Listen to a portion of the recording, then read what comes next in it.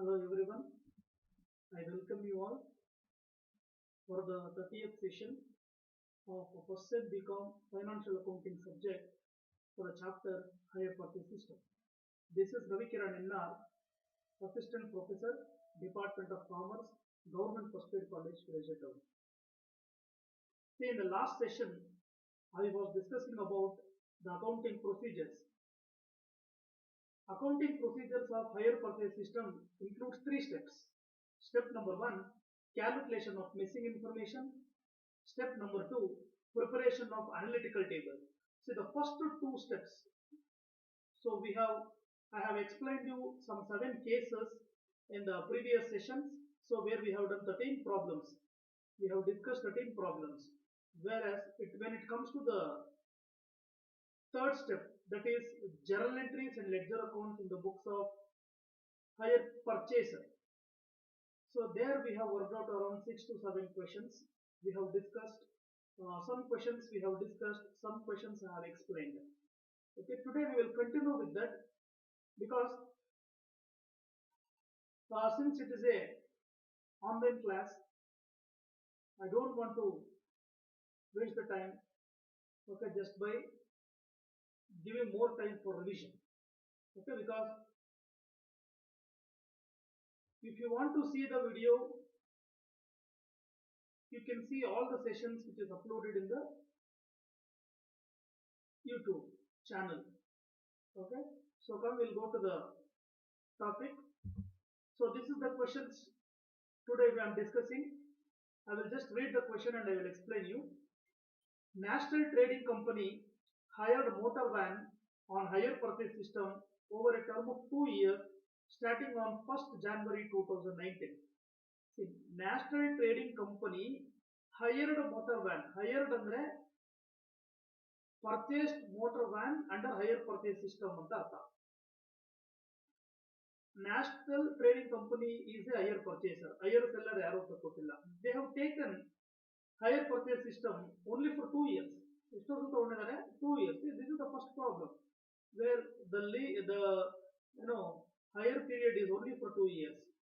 The installment of 8,000 each are payable half yearly. Okay, half yearly andre once in 6 months. ಒಂದು ವರ್ಷಕ್ಕೆ ಎರಡು ಸಲ ಕಟ್ತಾರೆ. ಅಂದ್ರೆ ಎರಡು ವರ್ಷಕ್ಕೆ ಎರಡು ಸಲ ಕಟ್ಟಿದ್ರೆ ಎರಡು ವರ್ಷಕ್ಕೆ 4 ಇನ್ಸ್ಟಾಲ್ಮೆಂಟ್ ಆಗುತ್ತೆ. 4 ಇನ್ಸ್ಟಾಲ್ಮೆಂಟ್ಸ್ ಆಗುತ್ತೆ. So each installment is 8,000 rupees. Okay, ನೆನಪಿಟ್ಕೊಂಡಿದ್ದೀನಿ. The present cash value of the motor van is rupees 29,740. Cash price is 29,740 and motor company charges interest at the rate of 6% per annum working on half yearly rest. ಅಂದ್ರೆ 6% per annum ಅಂದ್ರೆ ಒಂದು ವರ್ಷಕ್ಕೆ 6% ಅಂದ್ರೆ ಅರ್ಧ ವರ್ಷಕ್ಕೆ ಎಷ್ಟಾಗುತ್ತೆ 6% ಅಲ್ಲಿ half ಅಂದ್ರೆ 3% for the first 6 months, 3% for the next 6 months. ಹಾಗಾಗಿ rate of interest 6% per annum ಅಂದ್ರೆ half year ಗೆ 3%. The company has decided to write off 10% depreciation annually on diminishing balance method every year on 31st December. Okay, 10% is the depreciation. Generally, depreciation is calculated for 1 year only. Draft necessary journal entries in the books of National Trading Company. Okay, so ನಾವು journal entries ಬರೆಯೋಣ. ಅದಕ್ಕೂ ಮುಂಚೆ ನಾವು ಇಲ್ಲಿ discuss ಮಾಡಬೇಕಾಗಿರೋದು ಈ question ಯಾವ ಕೇಸಲ್ಲಿ ನಾವು ಅನಾಲಿಸಿಸ್ ಟೇಬಲ್ ನ ಕ್ಯಾಲ್ಕುಲೇಟ್ ಮಾಡಬೇಕು. ಕ್ಯಾಶ್ ಪ್ರೈಸ್ ಅಥವಾ ಕ್ಯಾಶ್ ಪ್ರೈಸ್ ಕೊಟ್ಟಿದ್ದಾರೆ ಇಂಟ್ರೆಸ್ಟ್ ಕ್ಯಾಲ್ಕುಲೇಟ್ ಮಾಡಬೇಕು. ಸಿ ವಾಟ್ ಇಸ್ ಗಿವನ್ ಅದನ್ನ ನೀಟಾಗಿ ನೋಡ್ಕೋಬೇಕು ನೀವು. Installment is given 8,000 rupees, yes. Rate of interest is given 6%, yes. And cash price is given. Therefore, it is necessary whenever cash price, installment, and the rate of interest, all 3 are given. It is necessary to calculate interest under case 1 or first case. We have to work out the analytical table. We have to calculate interest as well as prepare analytical table under case 1. So therefore, we will work out under case 1. Case 1 bahala simple.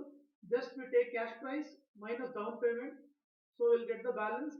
Add interest minus installment. Add interest minus installment. A last installment ಏನು ಬರುತ್ತೆ last year interest ಏನು ಬರುತ್ತೆ ಅದನ್ನ last year instalment and last year balance minus ಮಾಡಿದ್ರೆ ಏನು ಬರುತ್ತೋ ಆ ತರ ಕ್ಯಾಲ್ಕುಲೇಟ್ ಮಾಡಬೇಕು. ಓಕೆ, ಸೊ ಹೇಗೆ ಮಾಡೋದು ನಾನು ಓರಲ್ ಆಗಿ ಹೇಳಿದೆ, ಈಗ ನಿಮಗೆ ವಿಜುವಲ್ ಆಗಿ ತೋರಿಸ್ತೀನಿ. ಓಕೆ ನೋಡಿ. Okay, this is how it is to be worked out. ನಾನು ಆಗಲೇ ನಿಮ್ಗೆ ಹೇಳಿದಂಗೆ since cash price rate of interest and instalments are given hence it is necessary to calculate the amount of interest in the first case. First we should take calculation of interest. Cash price ನಿಮಗೆಲ್ಲ ನೆನಪಿರ್ಬೋದು 29,740. ಮತ್ತೆ ನಾನು ನಿಮ್ಗೆ ಒಂದು ಮಾತು ಹೇಳ್ತಾ ಇದ್ದೀನಿ, ಎಲ್ಲಾ ಸೆಷನ್ ಅಲ್ಲೂ ನಾನು ಹೇಳ್ತೀನಿ ನಿಮ್ಗೆ. ಇದು ವರ್ಚುವಲ್ ಕ್ಲಾಸ್ ಆಗಿರೋದ್ರಿಂದ ದಯವಿಟ್ಟು ನಿಮ್ಗೆ ಕ್ವಶನ್ ಪಾಸ್ ಮಾಡಿ ಸ್ಟಾಪ್ ಮಾಡೋದಕ್ಕೆ, ಟೆಂಪರರಿ ಸ್ಟಾಪ್ ಮಾಡೋದಕ್ಕೆ ಒಂದು ಆಪ್ಷನ್ ಇರುತ್ತೆ. ಅದನ್ನ ಪಾಸ್ ಮಾಡಿ ಸ್ಟಾಪ್ ಮಾಡಿ ಕ್ವಶನ್ ದಯವಿಟ್ಟು ಬರ್ಕೊಳ್ಳಿ.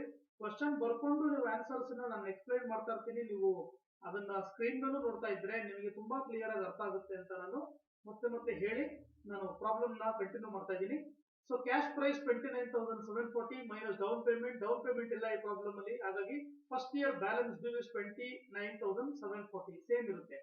Add interest on balance due for the first year on 29,740, calculate 3%. ಯಾಕೆ 3% ಅಂದ್ರೆ 6% is the interest per annum. 6% ಅಲ್ಲಿ ಹಾಫ್ ಅಂದ್ರೆ 3% ತಗೋಬೇಕು. ಆಗ ಇಟ್ ವಿಲ್ ಬಿ 892. ಅದನ್ನ ನೀವು ಆಡ್ ಮಾಡಬೇಕು. 29,740 ಮೈನಸ್ 892 ಆಡ್ ಮಾಡಿದ್ರೆ 30,632 ಆಗುತ್ತೆ. Less first half yearly instalment.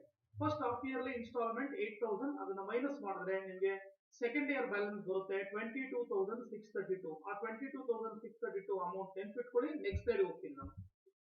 So add interest on balance due on second year balance that is 22,632 into 3% ಮಾಡಿದ್ರೆ ವಿ ವಿಲ್ ಗೆಟ್ 679. ಇದನ್ನ ಆಡ್ ಮಾಡಬೇಕು. 22,632 plus 679 it will be 23,311. Less second half yearly instalment 8,000.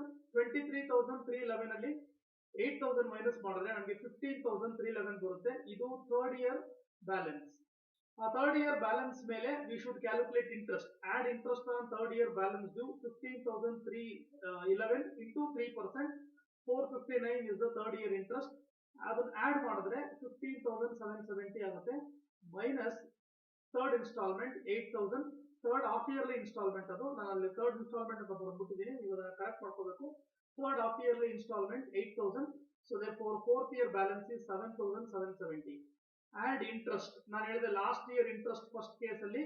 So last instalment minus last year balance. Fourth instalment fourth year balance, ಅಥವಾ third instalment last ಆದ್ರೆ third instalment amount third year balance minus ಮಾಡ್ಬಿಡ್ಬೇಕು.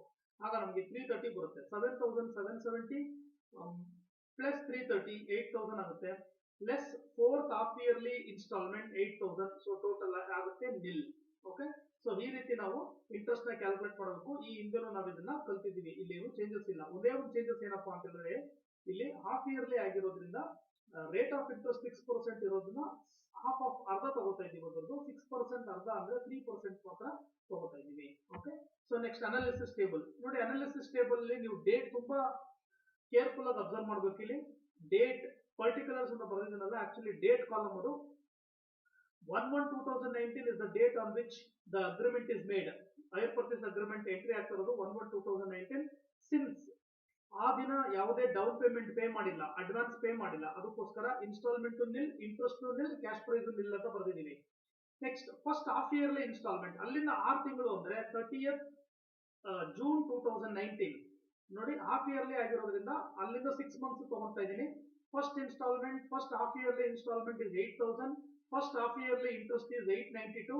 8,000 first half yearly instalment minus first half yearly interest 892 minus ಮಾಡಿದ್ರೆ first half yearly cash price ಬರುತ್ತೆ ನಮಗೆ 7,108 ಬರುತ್ತೆ.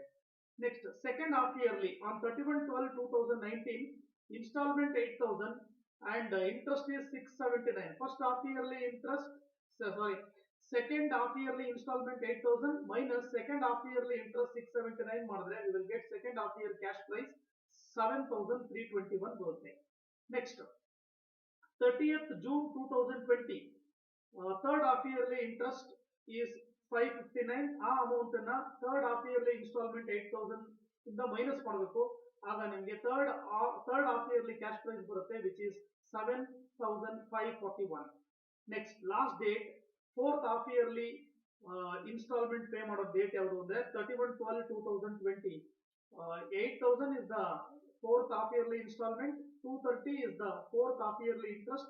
ಅದನ್ನು minus ಮಾಡಿದ್ರೆ 8,000 minus 230 ಮಾಡಿದ್ರೆ we will get 7,770 as fourth half yearly cash price. ಪೂರ್ತಿ total ಮಾಡಿದ್ರೆ instalment ನೋಡಿ 2 ವರ್ಷ ಆಗಿದ್ರು ನಾವು 5 ಡೇಟ್ಸ್ ಬರ್ದಿದೀವಿ ಅದರಲ್ಲಿ. 1/1/2019, 36/2019, 31/12/2019 ಈ ಮೂರು ಫಸ್ಟ್ ಇಯರ್ ಸಂಬಂಧಪಟ್ಟಿರೋ ಡೇಟು. 30/6/2020, 31/12/2020 ಸೆಕೆಂಡ್ ಇಯರ್ಗೆ ಸಂಬಂಧಪಟ್ಟಿರೋ ಡೇಟ್ಸ್ ಎಲ್ಲನೂ ಟೋಟಲ್ ಮಾಡಿದ್ರೆ instalment total 32,000, interest total 2,260, cash price is 29,740. I hope ನಿಮ್ಗೆ ಇದು ಅರ್ಥ ಆಗಿತ್ತು ಅಂತ ನಾನು ಅನ್ಕೊಂಡು ನೆಕ್ಸ್ಟ್ ಕ್ಯಾಲ್ಕುಲೇಷನ್ ಏನು ಅಂದ್ರೆ we will calculate depreciation under diminishing balance method. Okay, so see, here is the depreciation calculation. Calculation of depreciation under diminishing balance method. On 1/1/2019 ನಾನು ಯಾವಾಗಲೂ ಹೇಳಿದ್ದೀನಿ depreciation under hire purchase system should be always calculated on cash price. So cash price 29,740. See, depreciation ಯಾವುದೇ ಕಾರಣಕ್ಕೂ we should not calculate for half yearly calculate ಮಾಡಿದ್ರೆ ಅದು ಬೇರೆ ತರ calculation ಬಂದ್ಬಿಡುತ್ತೆ. ಹಾಫ್ ಇಯರ್ಗೆ ಒಂದು ಅಮೌಂಟ್ ಅದರ ಮೇಲೆ ನಾವು ಕ್ಯಾಲ್ಕುಲೇಟ್ ಮಾಡಿದಾಗ ನಮಗೆ ತಪ್ಪು ಅಂತ ಬಂದ್ಬಿಡುತ್ತೆ. ಅದಕ್ಕೋಸ್ಕರ ಅದನ್ನ ಆನ್ಯುಯಲಿನೇ ಕ್ಯಾಲ್ಕುಲೇಟ್ ಮಾಡಬೇಕು. ಆನ್ 31/12/2019 ಅದು ಡೇಟ್ 18 ಅಂತ ಬರೆದ್ಬಿಟ್ಟಿದ್ದೀನಿ. It is on 31/12/2019 less depreciation 29,740, that is cash price into 10%, 2,974. So balance is 26,766. Second year on 31/12/2020 on the previous balance, that is 26,766 ಮೇಲೆ 10% ಮಾಡಿದ್ರೆ 2,677. So final balance is 24,089 ಆಗುತ್ತೆ. Okay, this is how depreciation is calculated. Problem ಅಲ್ಲಿ ಕೇಳಿರೋದು drop the necessary journal entries in the books of national trading company ಅಂತ ಕೇಳಿದ್ದಾರೆ. ಹಂಗಾಗಿ journal entries ಬರೀಬೇಕು. Same 5 journal entries ಇರುತ್ತೆ. ಏನೇನು ಜರ್ನಲ್ ಎಂಟ್ರೀಸ್ ಒಂದು 2 minutes ಅಲ್ಲಿ ನಾನು ರಿವೈಸ್ ಮಾಡ್ಬಿಡ್ತೀನಿ. For down payment made, asset account dated to bank account. When the first installment is due, the entry is asset account dated, interest account dated to higher vendor account. When any installment is paid, the entry is higher vendor account dated to bank account. When depreciation is charged, depreciation account dated to asset account. When interest and depreciation transfer to profit and loss account dated to interest account to depreciation account. ಈ 5 entries ಆದ್ರೆ half yearly ಇರಬೇಕಾದ್ರೆ ಏನಾಗುತ್ತೆ ಅಂದ್ರೆ first entry same ಬರುತ್ತೆ. ಯಾವುದು when down payment is made, asset account dated to bank account. ಈ problem ಅಲ್ಲಿ motor car ಅಂತ motor car account dated to bank account ಅಂತ ಬರೀಬಹುದು, ಅಥವಾ machinery account dated to machinery account dated to bank ಅಂತ ಬರೀಬಹುದು, ನಿಲ್ ಅಂತ ಬರೀತೀವಿ. ಆದ್ರೆ ಸೆಕೆಂಡ್ ಎಂಟ್ರಿ 6 months ಅಲ್ವಾ, ಅದಕ್ಕೆ ಡೇಟ್ ಏನ್ ಬರೀಬೇಕು ನಾವು ಅಂದ್ರೆ 30th June 2019. Machinery account dated first year cash price and interest account dated first half yearly interest to higher vendor account ಪೂರ್ತಿ 8,000 ಬರೀಬೇಕು. ಥರ್ಡ್ ಎಂಟ್ರಿ ಏನು ಅಂದ್ರೆ on 30th June 2019 higher vendor account dated to bank account 8,000 ಬರೀತೀವಿ. ಆದ್ರೆ depreciation annual calculate ಮಾಡ್ಬೇಕಲ್ವಾ, ಆನ್ಯುಯಲ್ಗೆ calculate ಮಾಡೋದು ವರ್ಷಕ್ಕೊಂದ್ಸಲಿ ಕ್ಯಾಲ್ಕುಲೇಟ್ ಮಾಡೋದ್ರಿಂದ second half yearly instalment due ಬರ್ಬಿಡ್ತೀವಿ ಅಲ್ಲೇ on 31/12/2019. when second half yearly installment is due, the entry is machinery account dated, interest account dated to higher vendor account ಅಂತ ಬರೀತೀವಿ. Next fourth entry ನಾವು will write second half yearly instalment paid. ಅದೇನು ಅಂದ್ರೆ hire vendor account dated to bank account 8,000 ಅಂತ ಬರೀತೀವಿ. ಆಮೇಲೆ depreciation entry ಬರೀತೀವಿ, depreciation account dated to asset account. ಅದಾದ್ಮೇಲೆ we will write the next entry, that is interest and depreciation transfer to profit and loss account. ಅಲ್ಲಿಗೆ first ಇಯರ್ಗೆ ಎಷ್ಟು entry ಬರುತ್ತೆ ಅಂದ್ರೆ ಫಸ್ಟ್ ಇಯರ್ಗೆ ಡೌನ್ ಪೇಮೆಂಟ್ ಒಂದು ಎಂಟ್ರಿ. ಈ ಪ್ರಾಬ್ಲಮ್ ಅಲ್ಲಿ ಡೌನ್ ಪೇಮೆಂಟ್ ಎಂಟ್ರಿ ಇಲ್ಲ, ಆದ್ರೂ ಲೆಕ್ಕ ಹಾಕೊಳ್ಳೋಣ, ಅದನ್ನ ನಿಲ್ ಅಂತ ಬರೀತೀವಿ. First instalment due, first instalment paid, second instalment due, second instalment paid, depreciation and interest transfer to profit and loss account. ಒಟ್ಟು 7 ಎಂಟ್ರೀಸ್ ಬರುತ್ತೆ ಇಲ್ಲಿಗೆ. Okay, usually 5 entries, but 7 entries ಎಲ್ಲಿ ಬರುತ್ತೆ ಅಂದ್ರೆ ಈ ಸೆಕೆಂಡ್ ಇನ್ಸ್ಟಾಲ್ಮೆಂಟ್ ಡ್ಯೂ ಮತ್ತು ಸೆಕೆಂಡ್ ಇನ್ಸ್ಟಾಲ್ಮೆಂಟ್ ಪೇಡ್ ಮಧ್ಯದಲ್ಲಿ insert ಆಗುತ್ತೆ. ಅದು ಹೇಗೆ ಬರುತ್ತೆ ಅಂತ ನಾನು ನಿಮಗೆ ನೆಕ್ಸ್ಟ್ ಸ್ಲೈಡ್ ತೋರಿಸ್ತೀನಿ, ನೋಡ್ಕೊಳ್ಳಿ. Journal entries in the books of hire purchaser, that is mister Gopal ಅಲ್ಲ, hire purchaser is national trading company. 1/1/2019 motor van account to bank account when down payment is made. ಈ ಪ್ರಾಬ್ಲಮ್ ಅಲ್ಲಿ down payment ಇಲ್ಲ, ಅದಕ್ಕೋಸ್ಕರ nil ಅಂತ ಬರೀಬೇಕಾಗುತ್ತೆ. On 30th June 2019, when first half yearly installment is due, motor van account dated. ನೀವು analysis table ನ ಬರ್ಕೊಂಡಿದ್ರೆ ಅದನ್ನ ನೋಡಿ. First half yearly cash price ಬಂದು 7,108 ಇರುತ್ತೆ. Next first half yearly interest 892 ಇರುತ್ತೆ. ಅವೆರಡು ಬರ್ದಾದ್ಮೇಲೆ ಟು ಹೈಯರ್ ವೆಂಡರ್ ಅಕೌಂಟ್ 8000 ಅಂತ ಬರೀಬೇಕು. Narration being first half yearly instalment due. On the same date, that is on 30th 6 2019, higher vendor account dated to bank account 8000. This is the entry for first half yearly installment paid. Immediately next ಏನ್ ಬರಬೇಕು, general ಆಗಿ ಏನ್ ಬರ್ತಾ ಇತ್ತು, annual ಆಗಿದ್ರೆ depreciation entries and profit and loss account entries ಬರ್ತಾ ಇತ್ತು. But ಇದು ಹಾಫ್ ಇಯರ್ಲಿ ಆಗಿರೋದ್ರಿಂದ on 31/12/2019 motor van account dated second half yearly cash price, interest account dated second half yearly interest to higher vendor account 8000 being second half yearly installment due ಅಂತ ಬರೀತೀವಿ. Then on 31/12/2019 higher vendor account dated to bank account 8000. This is for second half yearly installment paid. Okay, so ಇದೊಂದು ಎರಡು entry ಇಲ್ಲಿ ಈ slide ಅಲ್ಲಿ ತೋರಿಸಿರುವಂತ last two entries ಮಾತ್ರ usually add ಆಗುತ್ತೆ. ಯಾಕಂದ್ರೆ because ಇದು ಹಾಫ್ ಇಯರ್ಲಿ ಇನ್ಸ್ಟಾಲ್ಮೆಂಟ್ ಆಗಿರೋದ್ರಿಂದ ಅಲ್ಲೇ 4 ಎಂಟ್ರೀಸ್ ಬಂದ್ಬಿಡುತ್ತೆ. First instalment due, first instalment paid ಎರಡು ಸಲ ಬರುತ್ತೆ. ಸಪೋಸ್ ಕ್ವಾರ್ಟರ್ಲಿ ಆದ್ರೆ 3 ಸಲ ಬರುತ್ತೆ. ನೆನ್ಪಿಟ್ಕೊಳ್ಳಿ, ನಿಮಗೆ ಕ್ವಾರ್ಟರ್ಲಿ ಆದ್ರೆ ಎಷ್ಟು ಬರುತ್ತೆ, 3 ಸಲ ಬರುತ್ತೆ. ಈಗ 2 ಸಲ ಏನ್ ಬಂದಿದೆ ಈ ಎಂಟ್ರೀಸ್, 3 ಸಲ ಬರುತ್ತೆ. ಬಿಕಾಸ್ ಒಂದು ಕ್ವಾರ್ಟರ್ ಅಂದ್ರೆ ನಾನು ಲಾಸ್ಟ್ ಕ್ಲಾಸ್ ಅಲ್ಲಿ ನಿಮ್ಗೆ ಎಕ್ಸ್ಪ್ಲೈನ್ ಮಾಡಿದ್ದೆ, ಕ್ವಾರ್ಟರ್ ಅಂದ್ರೆ 1/4 ಅಂತ, 25% ಅಂತ. ಒಂದು ವರ್ಷಕ್ಕೆ 12 ತಿಂಗಳು ಅಂದ್ರೆ 12 ಮಂತ್ಸ್ಗೆ 1/4 ಮಾಡಿದ್ರೆ ನೀವು ನಮಗೆ 3 ಮಂತ್ಸ್ ಬರುತ್ತೆ. ಅಥವಾ 12 ಮಂತ್ಸ್ ಇಂಟು 25% ಮಾಡಿದ್ರೆ ನಮ್ಗೆ ಎಷ್ಟು ಬರುತ್ತೆ ಅಂದ್ರೆ 3 ಮಂತ್ಸ್ ಬರುತ್ತೆ. ಸಪೋಸ್ ಮಂತ್ಲಿ ಇನ್ಸ್ಟಾಲ್ಮೆಂಟ್ ಏನಾದ್ರು ಇದ್ರೆ ಈಗ 2 ಟೈಮ್ಸ್ ಏನು ನಮ್ಗೆ ಇಲ್ಲಿ ರಿಪೀಟ್ ಆಗಿದೆ, ಇದು 12 ಟೈಮ್ಸ್ ರಿಪೀಟ್ ಆಗುತ್ತೆ. ಓಕೆ, ಹಾಗಾಗಿ ಜನರಲಿ ನಮ್ಗೆ ಮಂತ್ಲಿ ಕೊಡಲ್ಲ, ಕ್ವಾರ್ಟರ್ಲಿ 6 ಮಾರ್ಕ್ಸ್ ಕೊಡ್ತಾರೆ. 14 ಮಾರ್ಕ್ಸ್ ಆದ್ರೆ either they will give you annually ಅಥವಾ ಹಾಫ್ ಇಯರ್ಲಿ ಕೊಡ್ತಾರೆ. ಯಾಕಂದ್ರೆ ನಂಬರ್ ಆಫ್ ಎಂಟ್ರೀಸ್ ಜಾಸ್ತಿ ಆದ್ರೆ ಟೈಮ್ ಜಾಸ್ತಿ ಕನ್ಸ್ಯೂಮ್ ಆಗುತ್ತೆ ಅನ್ನೋ ಉದ್ದೇಶದಿಂದ. ಓಕೆ, ಸೊ ನೆಕ್ಸ್ಟ್ ನಾವು will go to the depreciation entry. On 31/12/2019 depreciation account dated to machinery account 2974 being depreciation charged. On 31/12/2019 profit and loss account dated to interest account to depreciation account. ನೀವು ಒಂದು ಗಮನಿಸಬೇಕಲ್ಲಿ, interest account ಅಲ್ಲಿ ನೋಡಿ, first year interest 892 plus second year interest 679 ಎರಡೂನು add ಮಾಡಿ 1571 ಬರ್ದಿದ್ದೀನಿ. Then depreciation ವರ್ಷದ depreciation ಎಷ್ಟಿದೆ, 2682 ಏನಿದೆ ಅದನ್ನ ಬರ್ದಿದ್ದೀವಿ. ಹಾಗಾಗಿ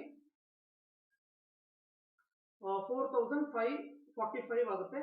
so this is the entry for interest and depreciation transfer to profit and loss account. Okay, so next we will go to the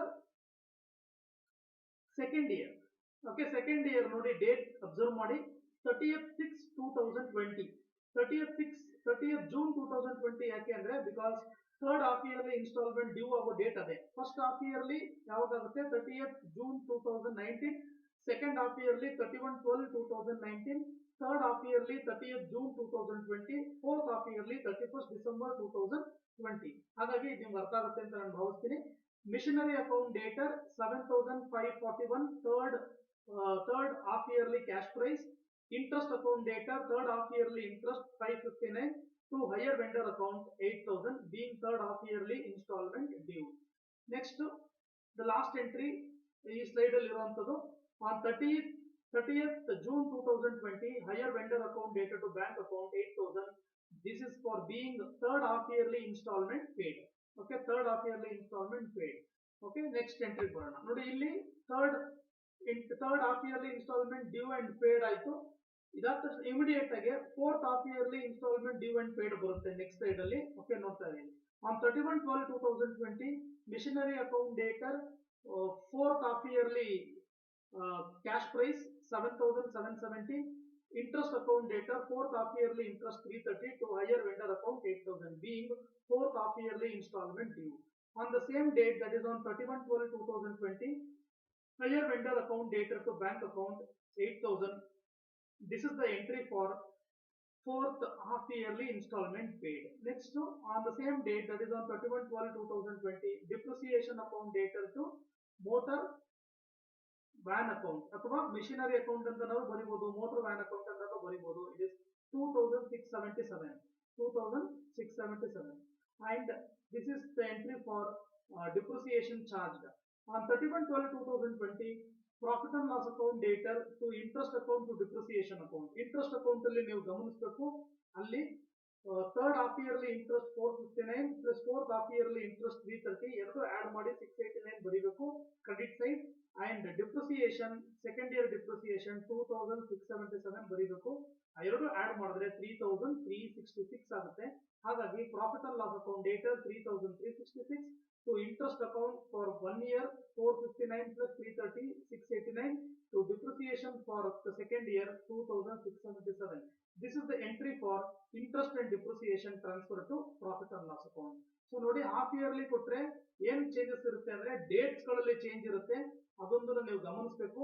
second point ಏನು ಅಂದ್ರೆ ಜನರಲ್ ಆಗಿ ಇಂಟ್ರೆಸ್ಟ್ ಆನ್ಯುವಲ್ ಕೊಟ್ಟಿರ್ತಾರೆ, ಅದನ್ನ ಅರ್ಧ ಕ್ಯಾಲ್ಕುಲೇಟ್ ಮಾಡಿ 50% ಮಾಡ್ಕೋಬೇಕು. ಯಾವ್ದನ್ನ ಇಂಟ್ರೆಸ್ಟ್ ರೇಟ್ ನ ಜರ್ನಲ್ ಎಂಟ್ರೀಸ್ ಮಾಡಬೇಕಾದ್ರೆ ಇನ್ಸ್ಟಾಲ್ಮೆಂಟ್ ಡ್ಯೂ ಮತ್ತೆ ಇನ್ಸ್ಟಾಲ್ಮೆಂಟ್ ಪೇಡ್ ಏನಿರುತ್ತೆ ಅದು ಮತ್ತೊಂದ್ಸಲಿ ರಿಪೀಟ್ ಆಗಿ ಆಮೇಲೆ depreciation and profit and loss account entries ಬರುತ್ತೆ. ಓಕೆ, ಸೊ ಇಷ್ಟೇ ಚೇಂಜಸ್ ಇರೋದು. ಸೊ ನಾನು ಇಷ್ಟು ನಿಮ್ಗೆ ಈ ಸೆಷನ್ ಅಲ್ಲಿ ಕ್ಲೀನ್ ಆಗಿ ಅರ್ಥ ಆಗಿದೆ ಅಂತ ನಾನು ಅಂದ್ಕೊಂಡು ನಾನು ಈ ಸೆಷನ್ ನ ಮುಗಿಸ್ತಾ ಇದ್ದೀನಿ. ಅರ್ಥ ಆಗಿದ್ರೆ ಥ್ಯಾಂಕ್ ಯು ವೆರಿ ಮಚ್. ಅರ್ಥ ಆಗಲಿಲ್ಲ ಅಂದ್ರೆ ಈ ವಿಡಿಯೋನ ಮತ್ತೊಂದ್ಸಲಿ ನೋಡಿ. Okay, thank you very much. Okay, bye bye. See you in the next session. Bye.